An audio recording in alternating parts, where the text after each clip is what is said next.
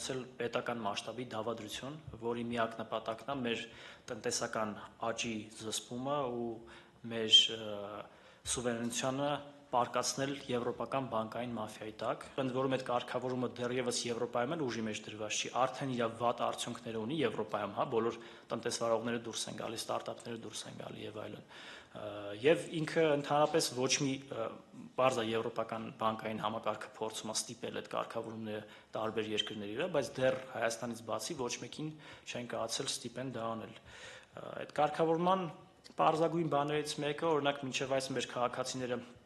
միջազգային փոխանցումներ էին կարողանում անել, միլիոնավոր դոլարներ էին խնայում այդ փոխանցումները, որտեղ բանկով չէին անում, կրիպտոարժույթներով էին անում, եւ այդ գումարները խնայում էին։ Հիմա արդեն այդ օրենքով ստիպվում է, որ այդ փոխանցումների արդյունքում քաղաքացիները նորից գնան բանկ, նորից սպասեն օրերով մինչև իրենց փոխանցումը կլինի եւ նորից այդ միջնորդավճարները տան բանկերին։ Սա չլսնված բան է կրիպտո ոլորտի համար աշխարհով մեկ, հենց կրիպտո ոլորտը ստեղծվել է դրա համար, որ այդ միջազգային փոխանցումների ժամանակ էլ խնայողություն անեն եւ հիմա արհեստական ձևով այս կարգավորումով փորձում են այդ գումարները մեր քաղաքացիների գրպաններից տանեն միջազգային բանկային համակարգի գրպաններ։ Դա մեկ, երկրորդը մեր սուվերենության հետ կապված, որ մենք հիմա կարողանում ենք Իրանի քաղաքացիները գան այստեղ առևտուր անեն կրիպտոարժույթով, Ռուսաստանի քաղաքացիները անեն եւ այլն,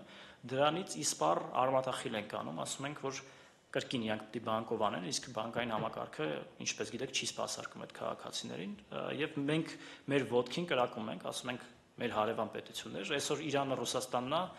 ինչ որ չափով Չինաստանը, վաղը կարա լինի Վրաստանը, մյուսը, ասում ենք մենք մեր ձեռքով մեր սուվերենությունը տալիս ենք եվրոպական բանկային համակարգի ձեռը։ Բացի դրանից մենք զրկում ենք շատ մեծ ներդրումներից, որովհետև լավ կարգավորումներ անող